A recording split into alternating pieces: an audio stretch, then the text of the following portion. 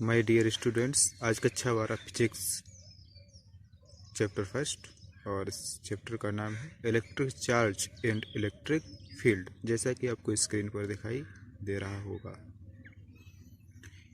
इसके बारे में हम डिस्कस करेंगे। इसकी पहली हेडिंग होगी वैद्युत आवेश। वैद्युत आवेश क्या होता है, सबसे पहले डिस्कस कर लीजिए। इसके बाद परिभाषा स्क्रीन पर दिखाई दे रही है, उसे नोट कर लेंगे। जब आप किसी कांच की छड़ को रेशम की खाल से या आबनूस की छड़ को बिल्ली की खाल से रगड़ें, या साधारणतः आपने बचपन में देखा होगा कि पेन को हम बालों में रगड़ देते हैं तो वो धूल के कणों को और कागज़ के टुकड़ों को अपनी ओर आकर्षित करने लगता है। ठीक ऐसे ही जब हम कांच की छड़ को रेशम के कपड़े से और ये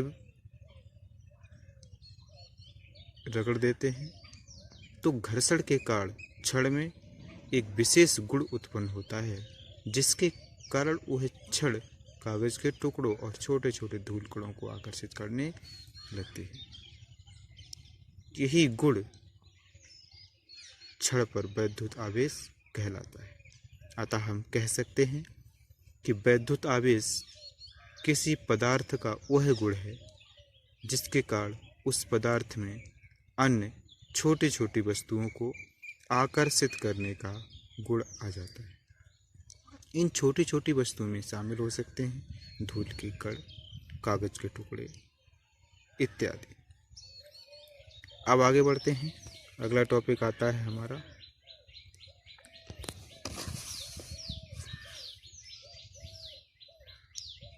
वैद्युत आवेश के प्रकार, टाइप्स ऑफ इलेक्ट्रिक चार्ज। सामान्यतः देखा जाए तो वैद्युत आवेश दो प्रकार के होते हैं, धनावेश यानी पॉजिटिव चार्ज, ऋण आवेश यानी नेगेटिव चार्ज। जब हम दो आवेशों को पास पास रखते हैं तो या तो उनमें आकर्षण होगा या फिर प्रतिकर्षण होगा। अब आकर्षण कब होगा, जब दोनों ही आवेश समान प्रकार के होंगे, या तो दोनों धन धन रख दीजिए या दोनों ऋण ऋण रख दीजिए, तो ऐसे आवेश सजातीय आवेश कहलाते हैं।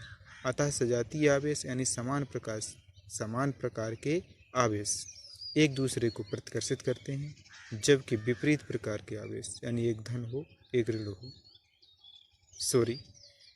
यहाँ पर थोड़ा उल्टा कह गए होंगे, समान प्रकार के आवेश एक दूसरे को प्रतिकर्षित करते हैं, जैसा कि स्क्रीन पर दिखाई दे रहा होगा। जबकि विजातीय आवेश यानी विपरीत प्रकार के आवेश एक धन हो एक ऋण हो, एक दूसरे को आकर्षित करते हैं। अगली हेडिंग की ओर चलें। आवेशों का इलेक्ट्रॉनिक सिद्धांत क्या कहता है। आवेशों का इलेक्ट्रॉनिक सिद्धांत सामान्यतः आपने थोड़ी डिटेल में चलते हैं, इसके बाद इसे परिभाषा तो स्क्रीन पर दिखाई देती ही रहेगी, इसे नोट कर लेंगे, लेकिन इसे समझनी जरूरी है। इलेक्ट्रॉनिक सिद्धांत है क्या। प्रत्येक पदार्थ परमाणुओं से मिलकर बना होता है और प्रत्येक परमाणु के बीचों बीच में एक नाभिक होता है और इलेक्ट्रॉन कुछ निश्चित कक्षाओं में भ्रमण करते रहते हैं। ये कौन बता रहा है, ये बोहर का मॉडल बताता है।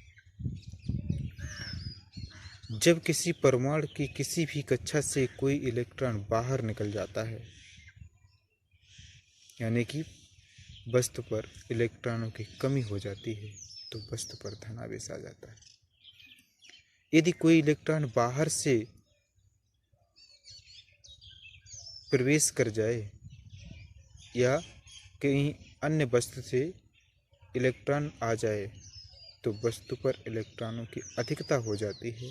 इस स्थिति में वस्तु पर ऋणावेश आ जाता है। कहने का मतलब ये है, यह इलेक्ट्रॉनिक सिद्धांत क्या कहता है, यदि किसी वस्तु पर आवेश धनावेश तब होगा जब उस पर इलेक्ट्रॉनों की कमी होगी, यानी कि यदि इलेक्ट्रॉनों की कमी है तो वस्तु पर धनावेश होगा और इलेक्ट्रॉनों की अधिकता है तो वस्तु पर ऋणावेश होगा। ठीक, उम्मीद है ये क्लियर हो गया। नेक्स्ट टॉपिक की ओर चलते हैं, आवेश का क्वांटीकरण, क्वांटाइजेशन ऑफ चार्ज। क्वांटीकरण क्या है। क्वांटीकरण यानी आवेश का क्वांटीकरण से तात्पर्य है कि कोई भी वस्तु हो, प्रत्येक वस्तु पर कुछ न कुछ आवेश होता है और ये आवेश मूल आवेश यानी ई यानी इलेक्ट्रॉन के आवेश का पूर्ण गुणज होता है। यानी कि कोई भी आवेश हो तो वो सदैव Q बराबर प्लस माइनस एन ई के ही बराबर होगा, जहाँ n 1 2 3 डेट डैश होता है और ई का मान सबको मालूम होगा 1.6 × 10⁻19 कूलाम होता है। ये इलेक्ट्रॉन का चार्ज होता है, यानी कि प्रत्येक वस्तु पर आवेश इलेक्ट्रॉन के आवेश के गुणन के रूप में होता है। अतः कह सकते हैं प्रत्येक वस्तु पर आवेश मूल आवेश का पूर्ण गुणज होता है। आवेश की इस प्रकृति को ही आवेश का क्वांटीकरण कहते हैं। अब हम कूलाम के नियम के बारे में आगे बढ़ते हैं।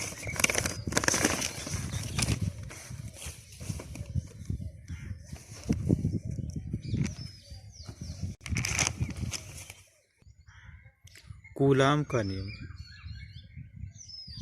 कूलाम के नियम चित्र में प्रदर्शित है। कूलाम के नियम के लिए चित्र मैंने बनाया हुआ है। ऊपर चित्र में देखिए ए और बी दो बिंदु हैं, इन पर Q1 और Q2 दो आवेश रखे। ये दोनों आवेश धन आवेश हो सकते हैं या दोनों ऋण आवेश हो सकते हैं, या एक धन हो सकता है दूसरा ऋण हो सकता है। इनके बीच की दूरी r रखी है और इनके बीच आकर्षण या प्रतिकर्षण बल कार्य करेगा, जिसे हम कैपिटल F कह रहे हैं। ध्यान देने वाली बात यह है कि जब दोनों आवेश समान प्रकार के होते हैं, या तो प्लस प्लस हो या माइनस माइनस हो, तो एक दूसरे को प्रतिकर्षित करते हैं। जब दोनों विपरीत प्रकार के होते हैं Q1 Q2, या तो एक ऋण का हो एक धन का हो, तो दोनों एक दूसरे को आकर्षित करेंगे। तो इससे निष्कर्ष ये निकलता है कि जब दो आवेश एक दूसरे से कुछ दूरी पर रखे होते हैं तो या तो उनके बीच आकर्षण बल लगता है या फिर प्रतिकर्षण बल लगता है। तो कूलाम के नियमानुसार जो इनके बीच बल लग रहा है वो इन आवेशों के गुणनफल के अनुक्रमानुपाती होता है और उनके बीच की दूरी के बड़े के व्युत्क्रमानुपाती होता है।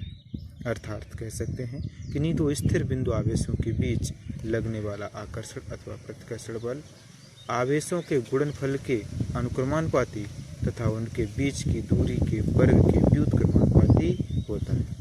अर्थात F अनुक्रमानुपात Q1 Q2 समीकरण 1 कह दीजिए, तथा F व्युत्क्रमानुपात 1/r² समीकरण 2 कह दीजिए। समीकरण 1 और 2 को अगर मिलाया जाए तो लेफ्ट हैंड साइड में F और F हैं, तो इन्हें तो एक बार F लिख लिया जाएगा, और राइट हैंड साइड में एक में Q1 Q2 है, एक में 1/r² है। तो जब इनको मिलाएंगे तो F अनुक्रमानुपात Q1 Q2/r² बनेगा। यहाँ पर अनुक्रमानुपात चिन्ह जब भी हटाया जाएगा तो F बराबर समीकरण निकल के आएगा, F बराबर 1/4πε0 इंटू Q1 Q2/r²। यही कूलाम के नियम में लगने वाले बल का सूत्र है, जहाँ 1/4πε0 एप्सिलॉन 0 को एप्सिलॉन नॉट भी कहते हैं, बराबर होता है 9 × 10⁹ न्यूटन मीटर स्क्वायर प्रति कूलाम स्क्वायर। तथा एप्सिलॉन 0 को निर्वात की वैद्युतशीलता कहते हैं। इसका मान 8.85 × 10⁻12 कूलाम स्क्वायर प्रति न्यूटन मीटर स्क्वायर होता है।